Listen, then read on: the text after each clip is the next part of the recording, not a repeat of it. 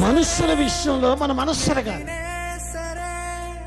వీళ్ళు నాకు అండగా ఉంటారు, ఆ విషయంలో మన మనసు ఎరిగిపోవాలి. వారి వైపు చూస్తున్నా, వీరి వైపు చూస్తున్నా, మనుషుల వైపు చూసే విషయంలో మన మనసు ఎరిగిపోవాలి. ఎప్పుడైతే కష్టం వచ్చినా, రోగం వచ్చినా, బాధ వచ్చినా, ఇబ్బంది అనిపించినా, భరించలేనంత సమస్య కుటుంబంలో ఇంట్లో వచ్చినా, బంధువులకు చెప్పుకోవాలి, వారిని పిలవాలి, వీరిని పిలవాలి, వాళ్ళకి చెప్పాలి, వీళ్ళని నిలబెట్టాలి, వాళ్ళతో చెప్పించాలి. ఇవన్నీ చేయకూడదు. మరి ఏం చేయాలి? మనుషుల విషయంలో మన మనస్సు ఎరిగిపోయి, దేవా నేను ఏ మనుష్యుడిని నేను నమ్మను, నాకు మనుషుల విషయంలో విరిగిపోయాను.